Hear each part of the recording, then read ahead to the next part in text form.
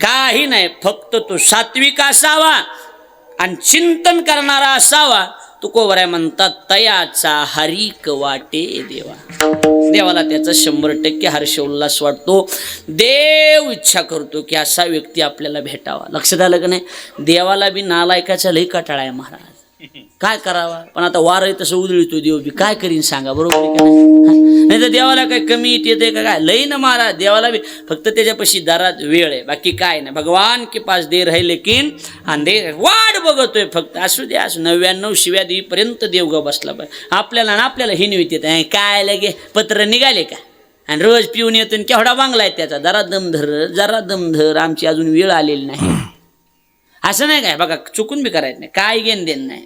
काय करायचंय, काहीच घेऊन देण नसतं. काही लोकांना काहीच घेऊन देण नाही. 9 माणसं घेऊन जेवाय बसणार कालेच्या पंक्तीला, आणि हात धुतला की हिशेब बापाची पेंड आहे, तू ह्या 150 रुपये दिलेस रे, आणि हिशेब मागायला लागलास.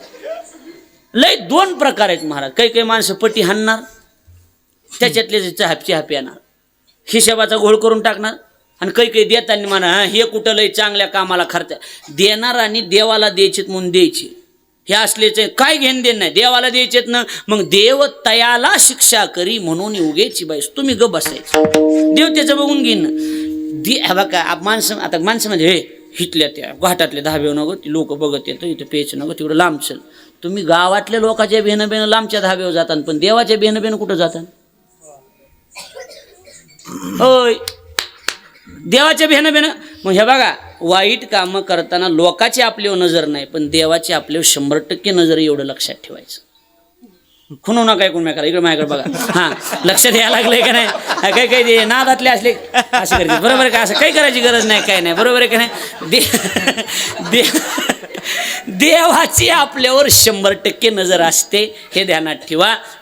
आणि म्हणून देवाला सात्विक असेल, बरोबर आहे का नाही, आणि चिंतन करणारा असेल तर त्याचा 100% देवाला हर्ष उल्हास वाटतो. तयाचा हरिक वाटे देवा. कसं आहे, मगापासून महाराज बोंबलायला तर 11 वाजले. सत्वगुण सत्वगुण सत्वगुण. ही सत्वगुणी ओळखायचे कसे म्हणजे ओझर ते 2 लक्षणं सांगतो. काय 2 गोष्टी जो करतो, कोणतं. आता इकडे बघ द्या, थोडंसं 1 तास राहिला. आता इकडे बघा, माझ्याकडे बघा, झालं उरकितो. आता 8 तास राहिले, 2 झाले की झालंच, बाकी काय नाही. गीता सत्वगुणी ओळखायचा कसा आहे? गीता आणि भागवत हे 2 ग्रंथ श्रवण करतो. जर ते सांगितले, गीता ही खरं म्हणजे गीता जीवन कसं जगायचं हे आपल्याला शिकविते. भगवान श्रीकृष्ण परमात्म्यानं अर्जुनाला केलेला उपदेश, त्याचं नाव गीता. भीष्म पर्वामध्ये 700 श्लोकाचा तुकडा आहे. हे भीष्म पर्वी संगती सांगिजेल.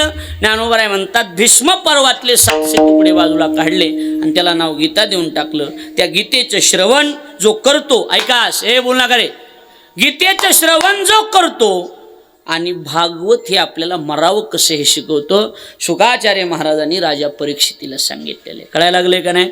ही 2 ग्रंथ. आणि सगळ्यात महत्त्वाचं ह्याच्यात सगळे आले आता अखंड चिंतन विठोबाचे.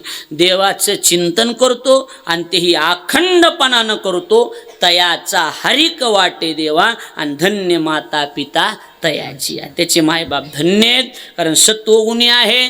तुकोबारायला विचारलं, बरं अशा सत्वगुणी व्यक्तीबद्दल तुमची काय इच्छा आहे?